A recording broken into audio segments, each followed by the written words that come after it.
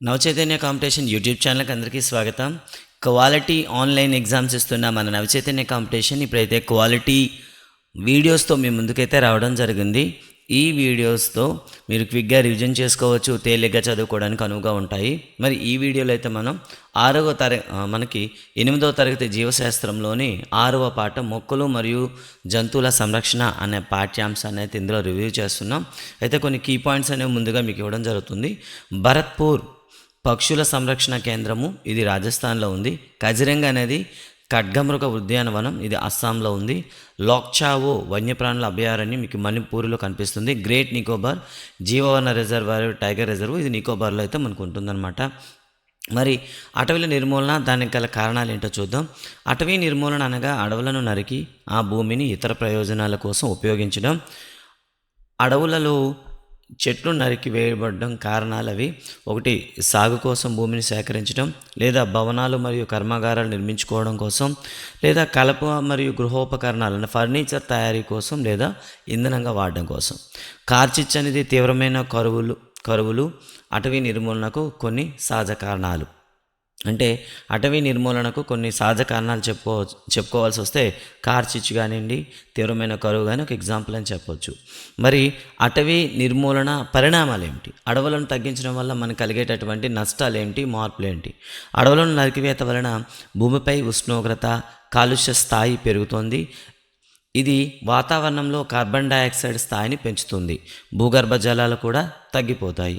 అటవీ నిర్మూలన వల్ల ప్రకృతి సమతుల్యత దెబ్బతింటుంది. ఇదే విధంగా చెట్లు నరికివేత కొనసాగితే వర్షపాతం, నేల సారం కూడా మనకి తగ్గిపోతుంటుంది. అంతేకాకుండా వరదలు, కరువులు వంటి అటవీ నిర్మూలన ఒకవైపు వర్షపాతం తగ్గిస్తుంది, మరోవైపు వరదలను కలిగిస్తుంది. ప్రకృతి వైపరీత్యాలు వచ్చే అవకాశాలు కూడా ఎక్కువ. కిరణజన్య సంయోగ క్రియ కొరకు మొక్కలకు కార్బన్ డయాక్సైడ్ అవసరం. తక్కువ చెట్లు ఉంటే అవి తక్కువ కార్బన్ డయాక్సైడ్ని ఉపయోగించుకుంటాయి అని అర్థం. ఫలితంగా వాతావరణంలో కార్బన్ డయాక్సైడ్ పెరిగి భూమిపై పరావర్తనం చెందే ఉష్ణకిరణాలను అడ్డుకోవడం వలన భూతాపానికి కారణమవుతుంది. అంటే భూమిపైకి వచ్చేటటువంటి సూర్యకిరణాలు తిరిగి పరావర్తనం చెందినప్పుడు వాటిని తిరిగి భూమి వైపు పంపిస్తుంది ఈ కార్బన్ డయాక్సైడ్. దీన్నే గ్రీన్ హౌస్ ఎఫెక్ట్ అంటారు. ఫలితంగా భూమి వేడెక్కుతుంది.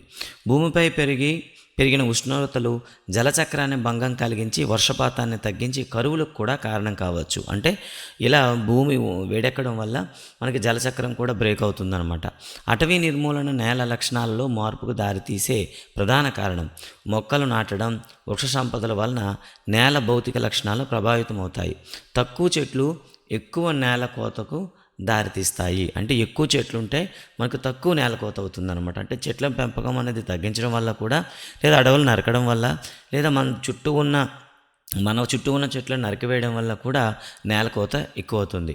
మట్టి యొక్క పై పొర తొలగించడం వలన లోపల ఉన్న గట్టి రాతి నేల పొర మనకు బయటకు వస్తుంది. ఇది దేనికి పనికిరాదు మనకి. ఈ నేల తక్కువ హ్యూమస్ను కలిగి తక్కువ సారవంతమైనదిగా ఉంటుంది. సారవంతమైన భూమి క్రమంగా ఎడారులుగా మారుతుంది. దానినే మనం ఎడారీకరణము అని పిలుస్తాం అన్నమాట. ఇలా పై సారవంతమైన పొర కొట్టుకుపోయి దిగునున్నటువంటి రాతి పొర బయటికి రావడాన్ని ఎడారీకరణం అంటాం. అడవులు నరికివేయడం వల్ల నేలకు నీటిని నిల్వ చేసే సామర్థ్యం కూడా తగ్గిపోతుందన్నమాట. నేల ఉపరితలం నుండి భూమిలోకి నీటి కదలిక, దీన్ని ఇంకుడు రేట్ అంటాం, ఇది కూడా తగ్గిపోతుంది. కాబట్టి వరదలు వస్తాయి. అడవుల నిర్మూలన కారణంగా నేలలోని పోషకాలు, నేల స్వరూపం మొదలైన నేల యొక్క ఇతర లక్షణాలు కూడా మారిపోతాయి. మరి అడవులు లేదా వన్యప్రాణుల సంరక్షణ కోసం మనం ఏం చేయాలి? జీవావరణం అంటే జీవరాశులు ఉన్న భూ భాగం లేదా ప్రాణాధారంగా ఉన్న భాగం అని అర్థం. భూమిపై ఉన్న వివిధ రకాల జీవులు, వాటి పరస్పర సంబంధాలు, పర్యావరణంతో వాటి సంబంధాన్ని జీవ వైవిధ్యం అంటాం. మరి ఇక్కడ ఒకసారి కొన్ని రిజర్వాయర్ల గురించి ఇచ్చారు, ఒకసారి చూద్దాం. పంచమరీ జీవావరణ రిజర్వ్ అని పిలుస్తాం. ఇక్కడ కనిపించే మొక్కలు, జంతువులు ఎగువ హిమాలయ శిఖరాలను, దిగువ పశ్చిమ కనుమలకు చెందిన వాటిని పోలి ఉంటాయి. ఇక్కడ జీవ వైవిధ్యం ప్రత్యేకంగా ఉంటుంది. జీవ ప్రాముఖ్యత కలిగిన ప్రాంతాలను సంరక్షించడం వల్ల వాటిని మన జాతీయ వారసత్వంలో భాగంగా చేసుకోవడమే. వాటిని సంరక్షించడానికి ప్రభుత్వ నియమాలను, పద్ధతులను, విధానాలను నిర్దేశిస్తుంది. వన్యప్రాణుల అభయారణ్యాలు, జాతీయ ఉద్యానవనాలు, రిజర్వ్డ్ జీవవన రిజర్వ్లు మొదలైనవి ఆ ప్రాంతంలో ఉన్న మొక్కలు జంతువులు సంరక్షణ కోసం ఏర్పాటు చేయబడిన రక్షిత ప్రాంతాలు. మన వృక్షజాలం జంతుజాలం వాటి ఆవాసాలను రక్షించడానికి వన్యప్రాణులు అభయారణ్యాలు జాతీయ ఉద్యానవనాలు జీవావరణ రిజర్వ్ల వంటి రక్షిత ప్రాంతాలు ఏర్పాటు చేయబడ్డాయి. మొక్కలు నాటడం వ్యవసాయం పశువులు మేపడం చెట్లను నరకడం వేటాడడం హింసించడం అక్కడ నిషేధించబడ్డాయి. ఇది మనకి ఒక జీవవన రిజర్వ్ గురించి ఇస్తూ దాని యొక్క నియమాలు అయితే చెప్పారండి. తర్వాత వన్యప్రాణుల అభయారణ్యాల గురించి మాట్లాడదాం. జంతువులకు వాటి ఆవాసాలకు ఎలాంటి భంగం కలగకుండా రక్షించబడే ప్రదేశాలనే మనం ఏమంటాం వన్యప్రాణుల అభయారణ్యాలు అంటాము. ఓకేనండి, మళ్ళీ చూడండి ఒకసారి. అభయారణ్యాలు అంటే ఏంటంటే జంతువులకు వాటి ఆవాసాలకు ఎలాంటి భంగం కలగకుండా రక్షించే ప్రదేశాలు. మరి జాతీయ ఉద్యానవనం అంటే ఏంటి? వన్యప్రాణులు స్వేచ్ఛగా జీవిస్తూ అక్కడ ఆవాసాలను సహజ వనరులను వినియోగించుకునే సహజమైన రిజర్వ్ ప్రాంతం. జీవవన రిజర్వ్ అంటే ఏమిటి? వన్యప్రాణులు వృక్ష జంతు వనరులు ఆ ప్రాంతంలో నివసిస్తున్న గిరిజన సాంప్రదాయ జీవన పరిరక్షణ కోసం ఏర్పాటు చేయబడిన విశాల ప్రాంతంతో కూడిన రక్షిత ప్రాంతం. అంటే జీవవనంలో మనకి మానవ ప్రమేయం అనేది ఉంటుందన్నమాట. జీవవన రిజర్వ్లు జీవ వైవిధ్య పరిరక్షణకు ఉద్దేశించిన ప్రాంతాలు. జీవ వైవిధ్యం అంటే సాధారణంగా ఒక ప్రాంతంలో కనిపించే వివిధ రకాల మొక్కలు జంతువులు సూక్ష్మజీవులు వాటిని నివాసానికి అనుకూలంగా మనం ప్రదేశాన్ని కల్పించడం. జీవవన రిజర్వు ఆ ప్రాంతం యొక్క జీవ వైవిధ్య నిర్వహణ సంస్కృతిని కాపాడడానికి సహాయపడతాయి. జీవవన రిజర్వు ఇతర రక్షిత ప్రాంతాలు కూడా ఉండవచ్చు. పంచమరి జీవవన రిజర్వ్ సాత్పురా అనే జాతీయ ఉద్యానవనం బోరి మరియు పంచమరి అనే 2 వన్యప్రాణుల అభయారణ్యాలు ఉన్నాయి. అంటే పంచమరి జీవవనం రిజర్వ్లో తీసుకుంటే మీకు సాత్పురా ఉద్యానవనం కనిపిస్తుంది, బోరి పంచమరి అనే 2 వన్యప్రాణి అభయారణ్యాలు కూడా అందులో కనిపిస్తాయి. మరి వృక్ష జంతుజాలం గురించి చూద్దాం. జంతువులు తమ స్వంత ఆవాసాలలో సౌకర్యంగా సంతోషంగా ఉంటాయని అతను వివరించారు. మనం వాటిని ఆటంకపరచకూడదు. అంటే ఇక్కడ మనకి నా ప్రొఫెసర్ వర్ణిస్తూ ఉంటాడు ప్రతి ప్రాంతంలో ఏముందని. అయితే ప్రొఫెసర్ అయితే జంతువులు తమ సొంత ఆవాసాల్లో సౌకర్యంగా ఉంటాయి, వాటిని మనం ఏం ఇబ్బంది పెట్టకూడదని చెప్పడం జరిగింది. కొన్ని జంతువులు మొక్కలు సాధారణంగా ఒక నిర్దిష్ట ప్రాంతానికి చెందినవై ఉంటాయి. నిర్దిష్ట ప్రాంతాల్లో కనిపించే మొక్కలు ఆ ప్రాంతంలోని వృక్షజాలం జంతువులను ఆ ప్రాంతంలోని జంతుజాలం అంటారు.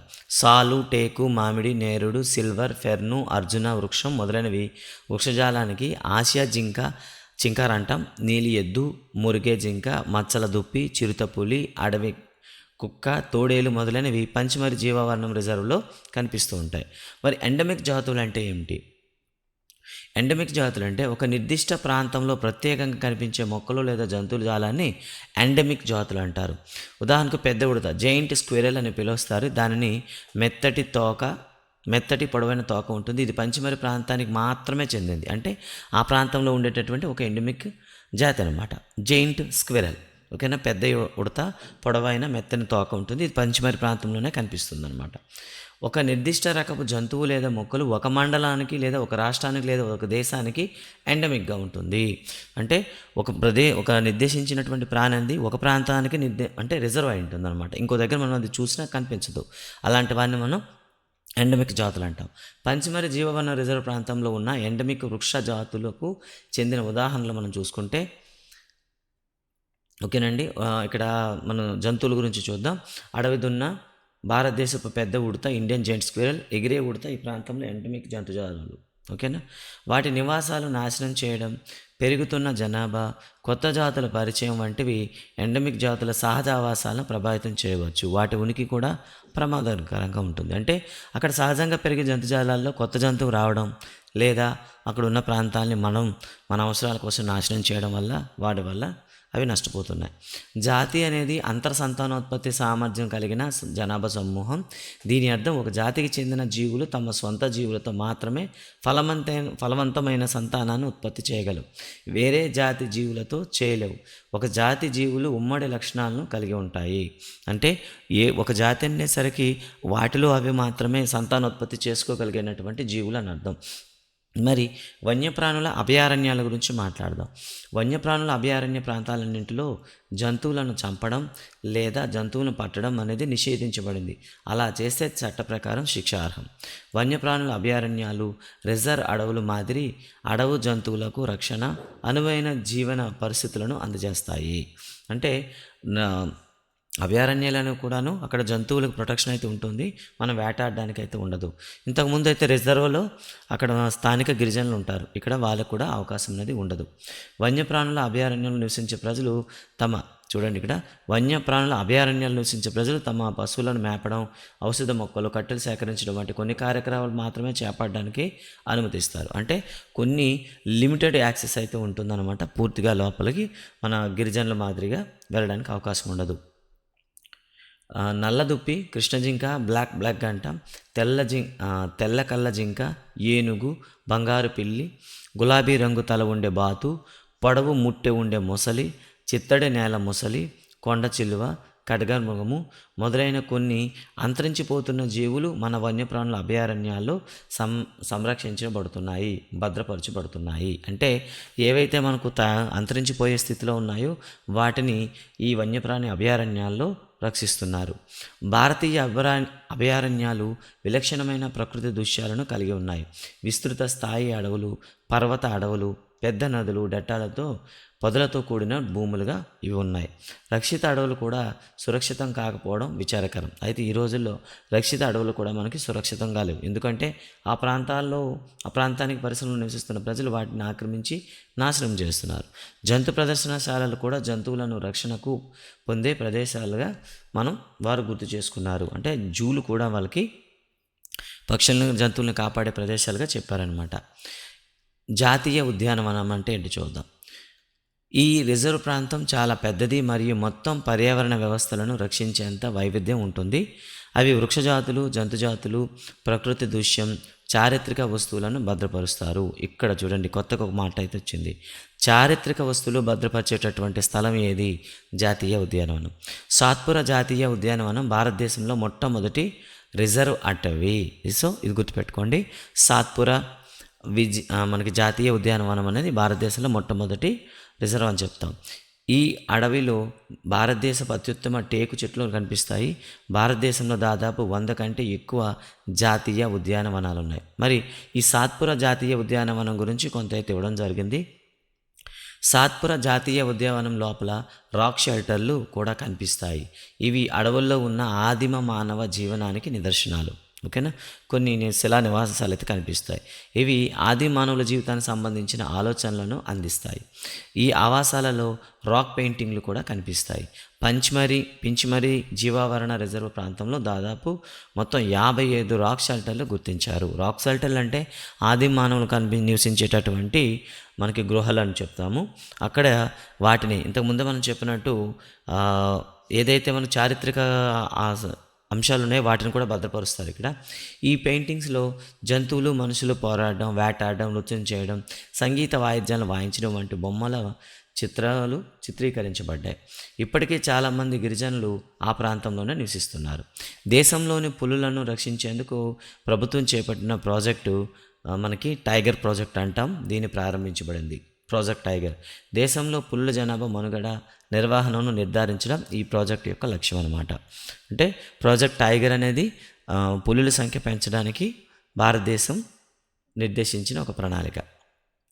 మన అడవుల నుండి నెమ్మదిగా కనుమరుగవుతున్న జంతువుల్లో మనకి పులి ఒకటి. కానీ పులుల జనాభాను గణనీయంగా పెరుగుదలకు సాత్పురా టైగర్ రిజర్వ్ కనిపించింది. కనుక ఈ రిజర్వ్ ప్రత్యేకమైనది. ఓకేనా. ఈ ఏదైతే సాత్పురా టైగర్ రిజర్వ్ ఉందో ఇది ప్రత్యేకమైనది. ఇది పులుల కోసం నిర్దేశించబడింది. ఒకానప్పుడు సింహాలు, ఏనుగులు, అడవి గేదెలు మరియు బారాసింగ్ అంటాం, చిత్తడి జింక వంటి జంతువులు సాత్పురా ఉద్యానవనంలో కనిపించేవి. ఏ జంతువు సంఖ్య ఒక స్థాయి వరకు తగ్గిపోయి అంతరించిపోయే స్థాయికి చేరుతుందో ఆ జంతువులను అంతరించిపోయే జంతువులు అంటారు. ఉదాహరణకు రాకాసి బలులు, డైనోసార్స్. మరి మొక్కలు, జంతువులు రక్షించడానికి జాతీయ ఉద్యానవనంలో కఠినమైన నియమాలు ఉంటాయి. జంతువులను మేపడం, హింసించడం, అలాగే వేటాడడం, పట్టుకోవడం, కట్టెలు, ఔషధ మొక్కలను మొదలైన వాటిని సేకరించడం జాతీయ ఉద్యానవనాలలో అనుమతించబడవు. ఇక్కడ మనకి కొన్ని అనుమతించబడని పదం. పెద్ద జంతువుల కంటే చిన్న జంతువులు అంతరించిపోయే ప్రమాదం ఎక్కువగా. నిర్జీవ కారకాలైనటువంటి వాతావరణం, నేల, నది, డెల్టా మొదలైన వాటితో పాటు ఒక ప్రాంతంలోని అన్ని మొక్కలు, జంతువులు, సూక్ష్మజీవులతో ఆవరణ వ్యవస్థ రూపొందించబడుతుంది. అంటే ఒక ప్రదేశంలో ఉండే నిర్జీవ కారకాలు కూడాను జీవులు అంతరించిపోవడానికి కారణమవుతున్నాయి. Red data book. Red data book అనేది ఆపదలో ఉన్న మొత్తం జంతువులు, మొక్కల జాబితాను నమోదు చేసే పుస్తకం. రెడ్ డేటా బుక్ అంతర్జాతీయంగా ఒక సంస్థతే నిర్వహించబడుతుంది. దాన్ని IUCN అంటాం. IUCN. భారతదేశంలో కనిపించే మొక్కలు, జంతువులు గురించి భారతదేశం కూడా రెడ్ డేటా బుక్ నిర్వహిస్తుంది. ఇక వలస పక్షుల గురించి చూద్దాం. ఇతర దేశాల నుండి ఇక్కడికి ఎగురుకుంటూ వచ్చిన పక్షులనే మనం వలస పక్షులు అంటాం. వలస పక్షులు ప్రతి సంవత్సరం ఒక నిర్దిష్ట సమయంలో వాతావరణ మార్పులకు అనుగుణంగా సుదూర ప్రాంతాలకు ఎగురుకుంటూ వెళ్తాయి. ఎందుకంటే వాటి సహజ ఆవాస ప్రాంతాల్లోని వాతావరణం చాలా చల్లగా, నివాసయోగ్యంగా కానిదిగా మారడం వలన అవి గుడ్లు పెట్టడానికి వలస వెళ్తాయి. ఏ పక్షులైతే వేరే ప్రాంతాలకు చేరడానికి ఎంతో దూరాన్ని దాటుకుని వస్తాయో ఆ పక్షులను వలస పక్షులు అంటారు. మరి కాగితం రీసైక్లింగ్ అంటే కాగితాన్ని పునశ్చక్రీయం ఎలా?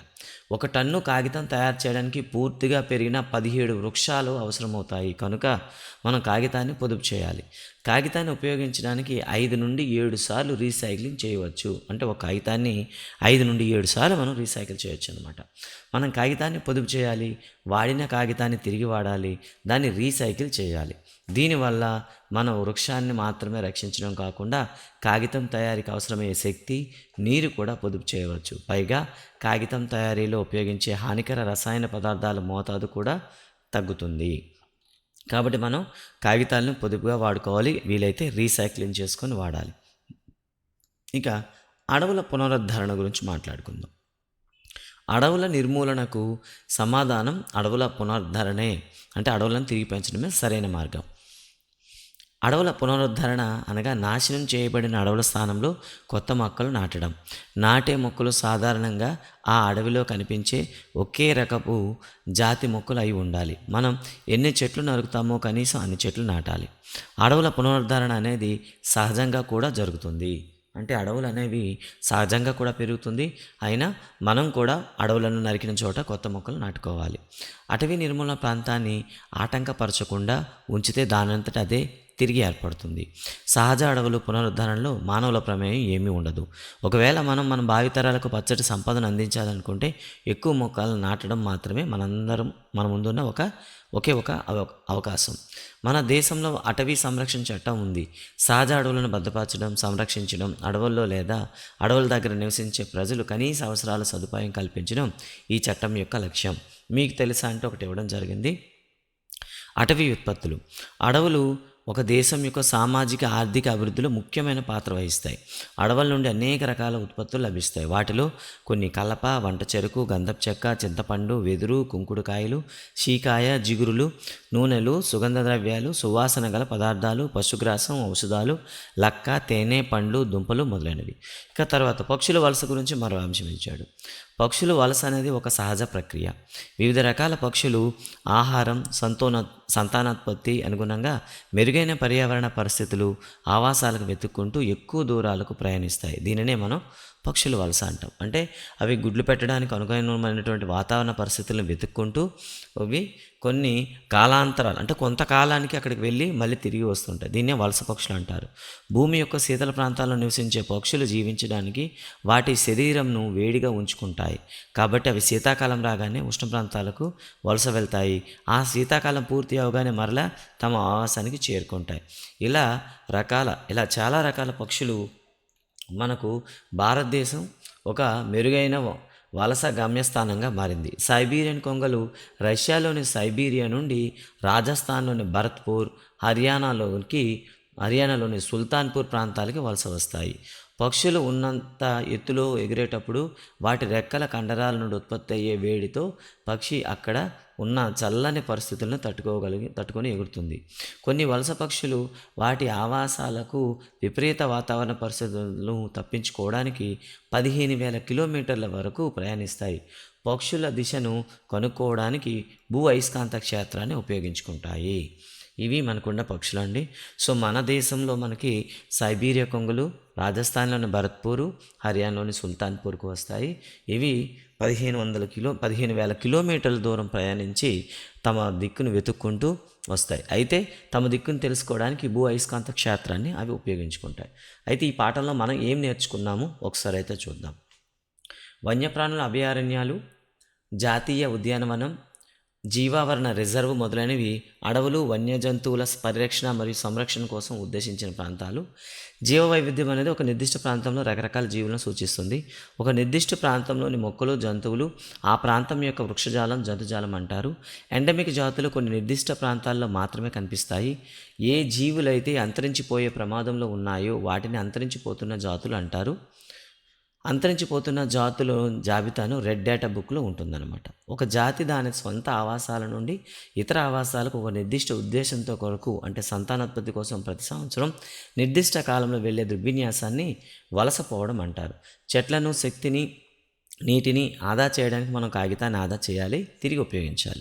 నాశనం చేసిన అడవుల స్థానంలో కొత్త మొక్కలను నాటడం అడవుల పునరుద్ధరణ అని చెప్తాం అనమాట. ఇక అభ్యాసాలు చూస్తే జంతువులు వాటి సహజ ఆవాసాలు రక్షించబడే ప్రదేశాన్ని వన్యప్రాణుల అభయారణ్యాలు అంటారు.